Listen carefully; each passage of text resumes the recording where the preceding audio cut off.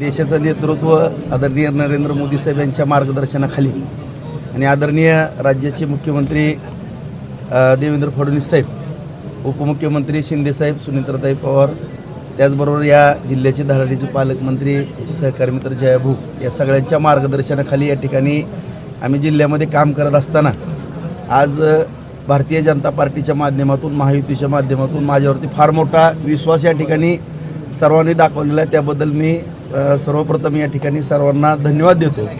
आणि आज आपण जे बोललं की महायुतीतले तर सर्वजण बरोबर आहेत, परंतु सर्व पक्षाची मंडळी या ठिकाणी बरोबर आहे. माझ्या राजकीय गेल्या 30 वर्षाच्या जीवनामध्ये काम करत असताना सर्व जिल्ह्यामधील सर्वांबरोबर सलोख्याचे संबंध ठेवून या ठिकाणी जे काम केलेलं आहे, त्यामुळं माझ्या माहितीप्रमाणे बहुतांश सर्व मंडळी या ठिकाणी समर्थन देताना दिसते.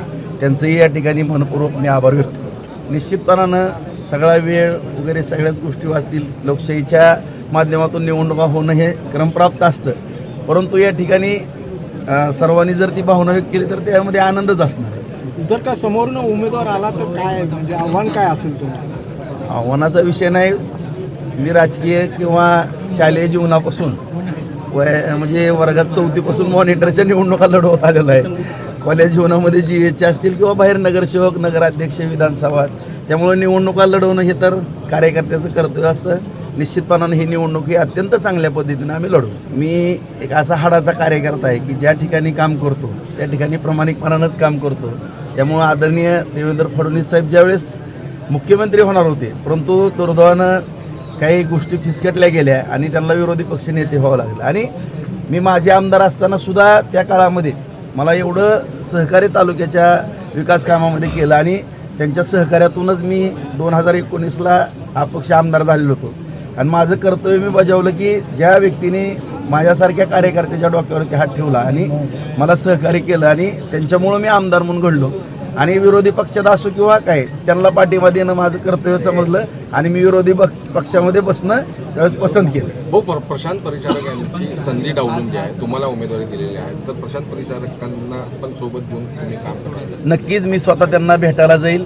ते आमचे मार्गदर्शकच आहेत, असा काही विषय नाही. माझं त्यांच्याबरोबर फोनवर बोलणं झालेलं आहे. आम्ही त्यांची जाऊन भेट घेऊ. उमेश मालकाबरोबर पण माझं बोलणं, तेही येणार होते, परंतु थोडं काही अडचणीमुळे येऊ शकले नसतील, पण मी जाऊन भेटून येणार. फडणवीसांचा ड्रीम प्रोजेक्ट आहे महाशक्ती मार्गाचा. तो मार्ग राजू शेट्टी म्हणतात की त्याच्यामध्ये खूप मोठा भ्रष्टाचार आहे आणि ते झालं की नेमकं काय, ह्याच्यावर आता काय तुम्ही नाही, विषय असा आहे की मी शेतकरी म्हणून पण, एक उद्योजक म्हणून पण, सामाजिक कार्यकर्ता म्हणून पण आदरणीय शेट्टी साहेबांना पण नम्रपणे सांगू इच्छितो की आपण ज्या डेव्हलपमेंट आहेत, मग रस्ते असतील, रेल्वे असतील किंवा विमान वाहतुकीच्या विषयानं आपण सगळेजण पाहतो की आज सोलापूरला विमान वाहतूक चालू करा म्हणून सगळ्यांची मागणी होती.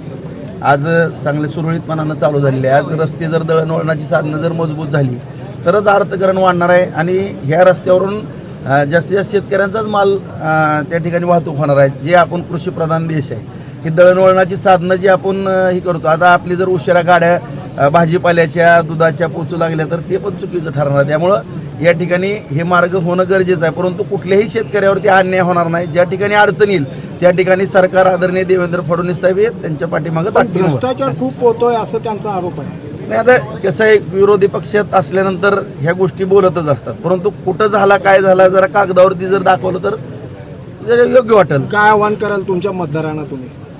नाही, जे मतदार आहेत त्यांना एवढी नम्रतेची आव्हानापेक्षा विनंती करतो की या जिल्ह्यामध्ये आदरणीय देवेंद्र फडणवीस साहेबांच्या मार्गदर्शनाखाली, जयाभाऊंच्या साथीने या ठिकाणी आणि सर्व नेते मंडळी जिल्ह्यातले सगळ्यांच्या साथीनं आपण पाहतो की शहरामध्ये आज IT पार्कचा विषय असेल किंवा अन्य सगळे उद्योग व्यवसायाचे विषय असतील, या सर्व बाबी अतिशय जलद गतीने या ठिकाणी सुरू झालेले आहेत. विमानसेवाही झालेली आहे आणि आणखीनही दळणवळणाची साधनं या ठिकाणी वाढत आहेत. आणि खास करून आदरणीय देवेंद्र फडणवीस साहेबांनी 300 कोटी वृक्ष लागवडीचा एक संकल्प केलेला आहे, तो विषय आहे. त्याचबरोबर कृष्णेचं पाणी आज उजनीच्या धरणामध्ये 50 TMC पाणी त्या ठिकाणी येतं, तिथून ते पाणी 25 TMC मराठवाड्याला जाणार आहे. आणि ह्या सर्व गोष्टी या ठिकाणी करत असताना आणि खास करून मी साहेबांना एक विनंती केली होती की 2006 ते 2007च्या कालावधीमध्ये उजनी धरणातलं गाळ काढा. आणि मी नाही, असंख्य नेते मंडळी, मामा असतील, सर आहेत, तर सगळे जेवढेही या जिल्ह्यातले आजी माजी आमदार प्रत्येकांची भावना होती की जर तो गाळ काढला तर 20-25 TMC पाणी वाढेल. तेही साहेबांनी आज अंतिम टप्प्यामध्ये आलेला आहे. तोही गाळ निघाला. अशा पद्धतीनं पाण्याची उपलब्धता वाढणार आहे. दळणवळण या ठिकाणी चांगल्या पद्धतीने होणार आहे. विमानसेवा होते, IT पार्क होते आणि ह्या सगळ्या गोष्टी करायच्या असतील तर माझ्यासारखा एक समन्वयक असणं या जिल्ह्यामध्ये गरजेचं आहे. त्यामुळं सर्व मतदारांना माझी नम्रतेची विनंती आहे, सर्वांनी मला सहकार्य करावं. प्रत्येकाच्या या विकास कामाच्या बाबतीमध्ये मी अत्यंत प्रामाणिकपणानं काम करत आहे. डॉक्टर ओजस मयूर शहा यांचे smiles 32 absolute solution for dentistry. उपलब्ध सुविधा: रूट कॅनल ट्रीटमेंट, दात साफ करणे, अक्कल दाढेची शस्त्रक्रिया, कायमस्वरूपी दात बसवणे, इम्प्लांट, कवळी बसवणे, स्माइल डिझाईन, दातांना तार बसवणे, कंपोजिट फिलिंग. पत्ता: care of Navneet traders, Manik Chowk, hotel Anand Bhuvan समोर, सोलापूर. संपर्क: 9607151719.